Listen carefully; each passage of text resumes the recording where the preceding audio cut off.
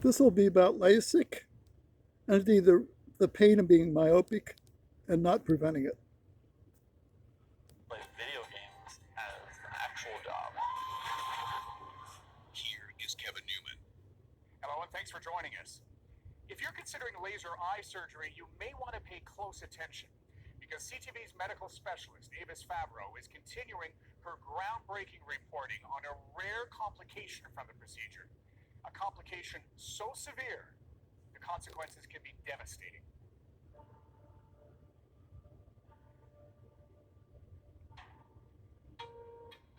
She was my wife. She was my soulmate. She was the love of my life.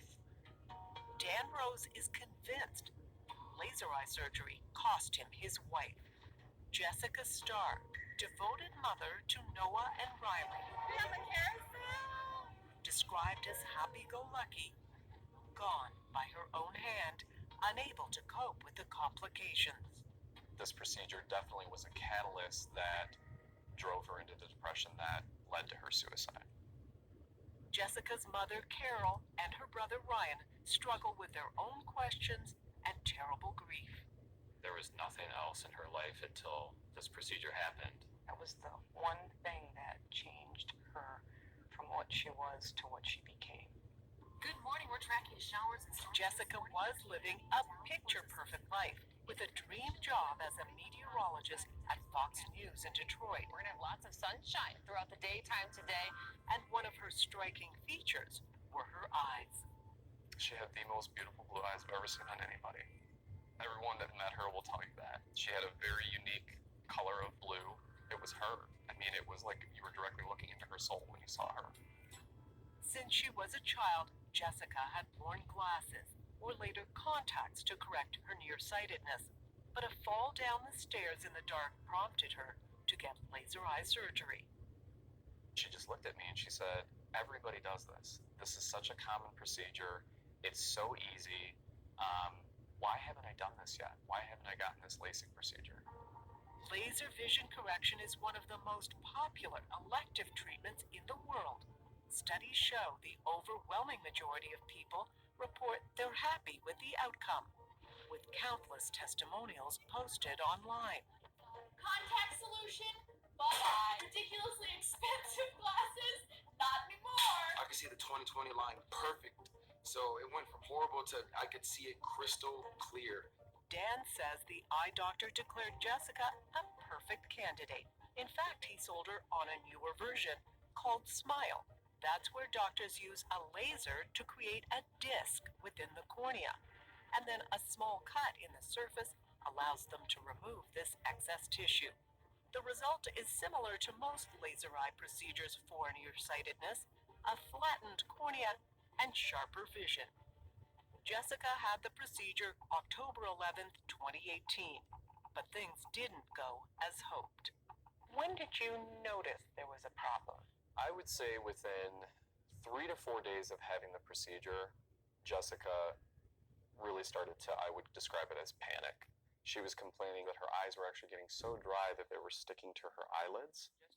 In the days that followed, Jessica began documenting her recovery, which her doctor said was supposed to take about 5 days. This is her video on October 24th, day 13 post laser eye treatment. I'm trying to stay positive. It's been a little bit of a slow go. So let's just start with today. I'm still using drops. These things, these tears, artificial tears, probably about every 5 minutes, still 2 to 5 minutes. Jessica's vision was now 20/20, but she had trouble seeing at night, was very sensitive to light, and had pain. This is her video from November the 1st. It's not consistent, the vision. I'll have like 2 good days in a row and then kind of actually 2 bad days in a row. Still using a ton of drops. Doctors say that problems like dryness, glare, and light sensitivity are common but temporary.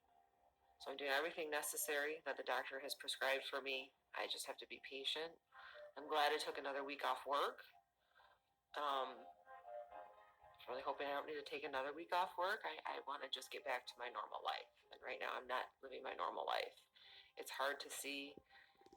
And I don't know.